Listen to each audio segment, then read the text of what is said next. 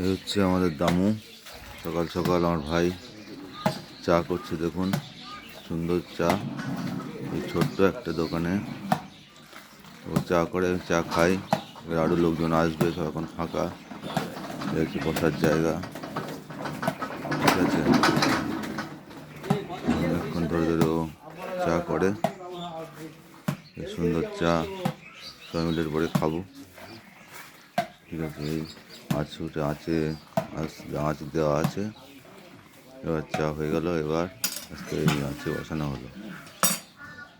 এবার গরম গরম চা পরিবেশন করা হবে, ঠিক আছে।